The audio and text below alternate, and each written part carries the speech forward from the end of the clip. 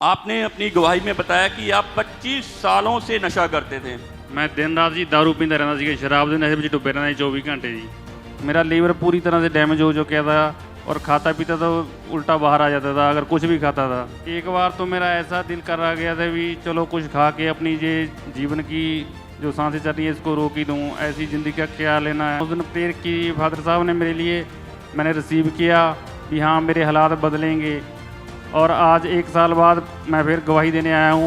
आज मेरी जेब में जो बैंकों से लोन ले रखा था उसका क्लियरेंस सर्टिफिकेट भी है, जिसको बोलते हैं हम NOC, नो ऑब्जेक्शन सर्टिफिकेट, मैं साथ में लाया हूँ।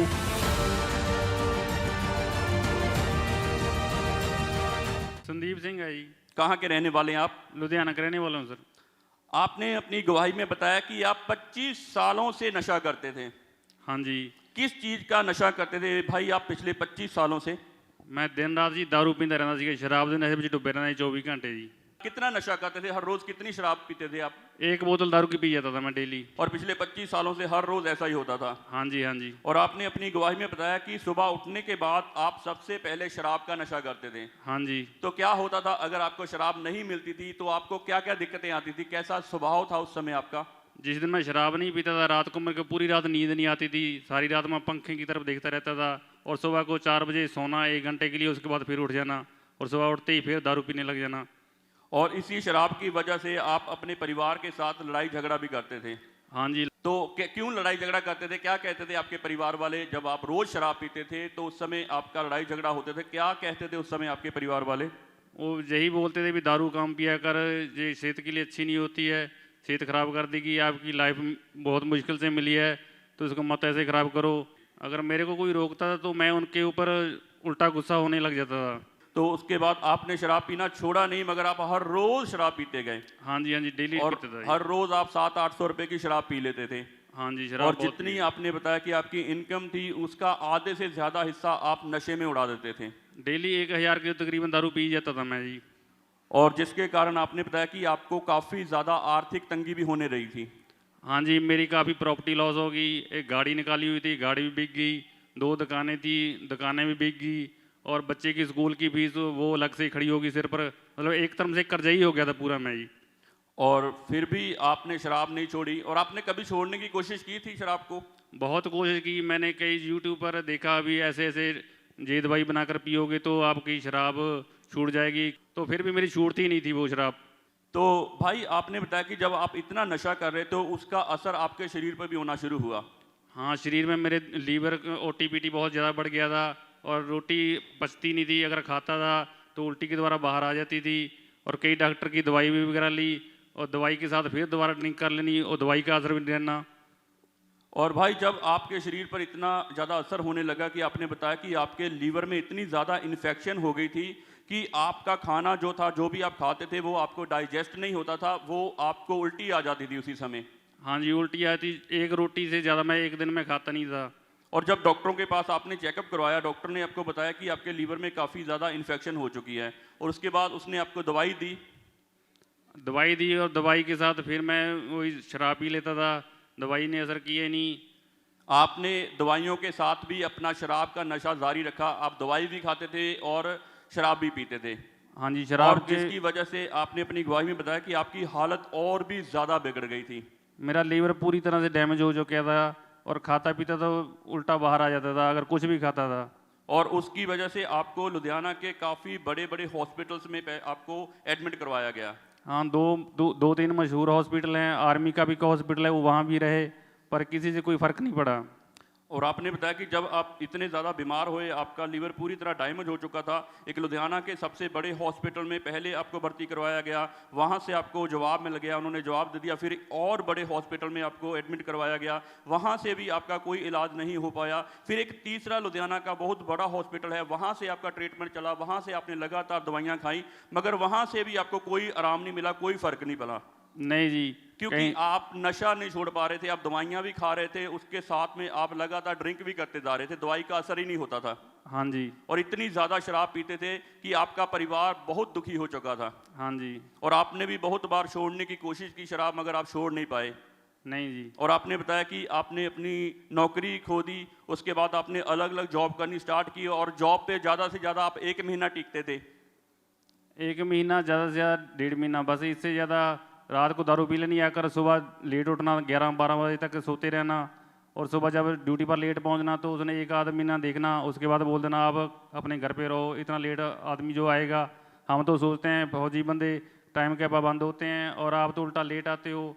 दारू के कारण बहुत बेइज्जती होती थी मेरी। और उस समय ब्रदर जब आपके साथ इतना कुछ हो रहा था, आपकी दुकानें बिक गई, आपके परिवार का खर्चा भी चलना मुश्किल हो गया था, और आपने बताया कि आपकी गाड़ी भी बिक गई, जॉब नहीं रहती थी, मगर उस समय आपकी हालत क्या थी? आप क्या सोचते थे जब आप शराब छोड़ने की कोशिश करते थे मगर आप छोड़ नहीं पा रहे थे? क्या सोचते थे उस समय? आपकी हालत कैसी थी ब्रदर?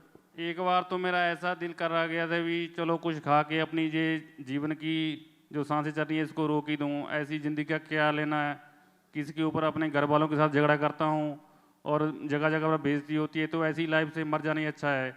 1-2 बार मैंने कोशिश भी खुदकुशी कर लूँ।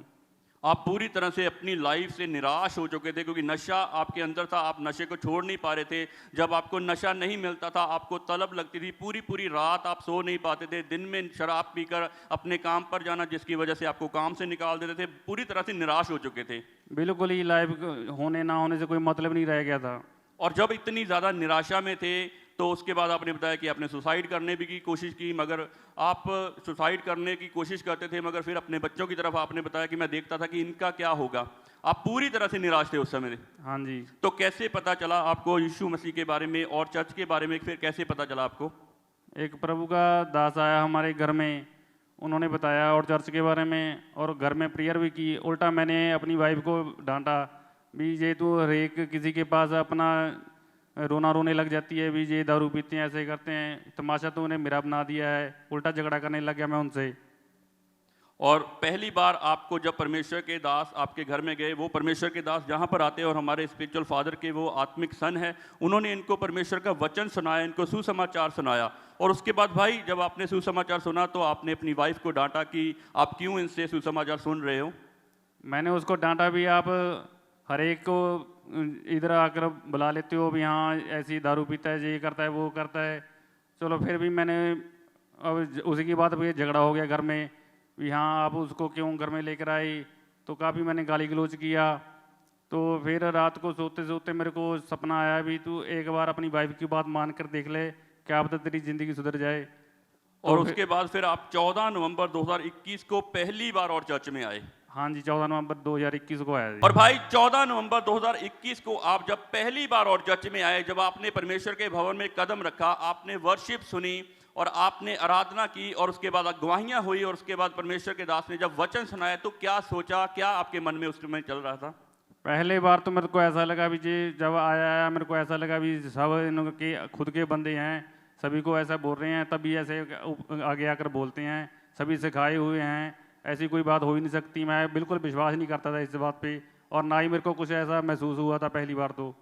तो उसके बाद फिर क्या हुआ? आपने जब पहले बार जब आप चर्च में आए तो आपने देखा गवाहियाँ हो रही हैं, परमेश्वर के दास वचन सुना रहे परमेश्वर का, तो उसके बाद आपने बताया कि आपने घर जाकर फिर फैसला किया कि मैं दोबारा जाऊंगा। हाँ जी, दोबारा आने का फिर फैसला किया। फिर मेरे अंदर से आवाज़ आई भी तेरे को दोबारा एक बार जाना चाहिए, थोड़ी मन को शांति मिली आकर। और उसके बाद आपने लगातार चर्च में आना शुरू किया।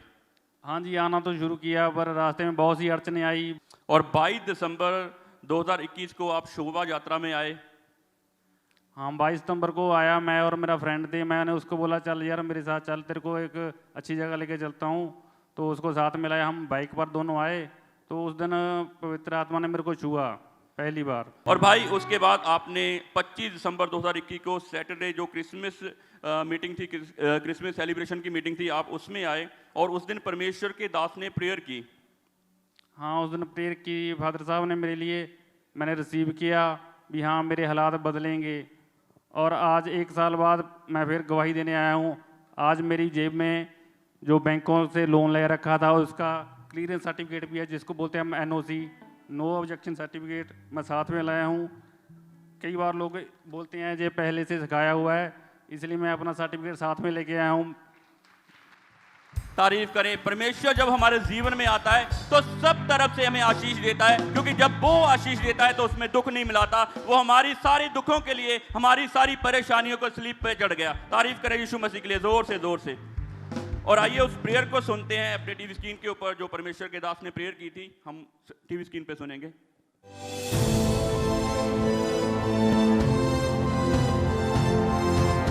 में सबसे बड़ी ब्लेसिंग ये है मिनिस्ट्री की, जो आज आपके जीवन बदलने वाले हैं। सबसे बड़ी ब्लेसिंग ये है मिनिस्ट्री की, जो आज आपके जीवन बदलने वाले हैं। और भाई 25 दिसंबर 2021 को क्रिसमस सेलिब्रेशन मीटिंग में आप आए और परमेश्वर के दास ने जब ये प्रेयर की तो आपने पूरे विश्वास के साथ अपने लिए रिसीव किया। और उसके बाद फिर क्या हुआ आपके साथ? 26 तारीख को फिर हमने पूरे परिवार ने हमने बपतिस्मा ले लिया। तारीफ करें। क्या आप समझे? 25 दिसंबर 2021 को जब परमेश्वर के दास ने प्रेयर की तो इस भाई ने पूरे विश्वास के साथ रिसीव किया, और अगले ही दिन 26 दिसंबर को इस पूरे परिवार ने बपतिस्मा ले लिया, परमेश्वर को अपना जीवन दे दिया, और ये भाई पूरी तरह से पूरे परिवार के साथ ब्लेस हुए। तारीफ करें सब जोर से परमेश्वर की, जोर से। और भाई जब आपने परमेश्वर को अपना जीवन दिया तो उसके बाद क्या आपकी लाइफ में चेंजेस आए? जब परमेश्वर के दास ने प्रेयर की उसके अगले ही दिन आपने पूरे परिवार ने परमेश्वर को अपना जीवन दे दिया, तो उसके बाद क्या बदलाव आपके जीवन में आने शुरू हुए? अभी मैं 40 साल से ऊपर हो चुका हूँ। अभी मैं पछता रहा हूँ भी, जो मेरे पहले के 30 साल थे मैंने ऐसे ही शराब में खराब कर दिए। अभी बहुत पछतावा हो रहा है जो बीत गए साल मेरे। अभी जैसी अभी ज़िंदगी जी रहा हूँ, ऐसी ज़िंदगी कभी सोची भी नहीं थी भी मिल जाएगी मेरे को। पहले आप शराब पीते थे, हर रोज सुबह उठकर शराब पीते थे, शाम को शराब पीते थे, कोई नौकरी नहीं करते थे। जब नौकरी करने जाते थे आपके नशे की वजह से वो नौकरी आपसे छिन जाती थी, आपकी दुकानें बिक गई, आपकी गाड़ी बिक गई, पूरी तरह से आपकी लाइफ डिस्टर्ब थी। आपने खुदकुशी करने की भी ट्राई की, मगर जब प्रभु यीशु मसीह के बारे में पता चला आपने चर्च में आना शुरू किया, और जब परमेश्वर के दास ने प्रेयर की, उस प्रेयर को आपने रिसीव किया, उसके बाद आपने बपतिस्मा लिया, परमेश्वर को जीवन दिया। अब कैसा जीवन है? आपने बताया कि आप बहुत खुशी हैं, आप बहुत ज़्यादा आनंदित हैं, मगर क्या क्या बदलाव आए? पहले आप नशा करते थे, अपना सारा पैसा आप नशे में वेस्ट करते थे, अब आपका जीवन कैसा है? अभी तो मैं सोच रहा हूँ भी ऐसी ज़िंदगी तो मेरे को चाहिए थी जैसी अभी आनंद मान रहा हूँ। मैं दिन रात प्रभु के साथ जुड़ा रहता हूँ, बाइक पर चलाते हुए, दुकान पर बैठे हुए, कहीं भी जाता हूँ तो मेरे को आनंदित में ही अपना लगता है जीवन। तारीफ करें, जोर से परमेश्वर का धन्यवाद करें। अब 10 महीने हो चुके हैं, आपने कोई शराब का नशा नहीं किया? नहीं जी, अभी कोई नहीं करता हूँ। 10 महीनों से आपने कोई शराब का नशा नहीं किया, ना ही आपको तलब लगती है, ना ही आपको कभी शराब की जरूरत भी? पहले जब मैं करता था तो ऐसे दारू पीने वाले दोस्तों के फ़ोन आते रहते थे, और जब से मैंने छोड़ा है तब से कोई दोस्त का फ़ोन नहीं आता, कोई ऐसी संगति नहीं करता हूँ मैं।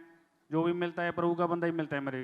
परमेश्वर ने पूरी तरह से आपकी लाइफ को चेंज किया। हाँ जी। क्या कहना चाहते हैं इस बड़ी गवाही के लिए, इस बड़ी टेस्टिमनी के लिए? आप परमेश्वर की महिमा के लिए क्या कहना चाहते हैं? जो लोग शराब का नशा करते हैं या कोई भी किसी भी तरह के नशे में आज फंसे हुए हैं, तो क्या मैसेज देना चाहते हैं आप उन लोगों को?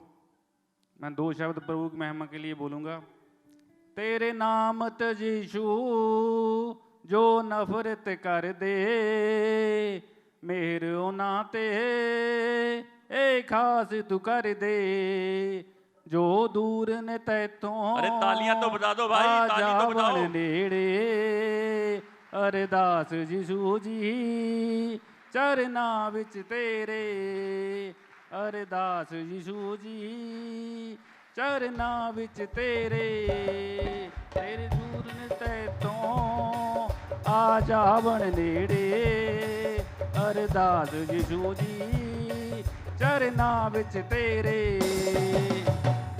तारीफ करें सब जोर से प्रभु यीशु मसीह के लिए, जोर से।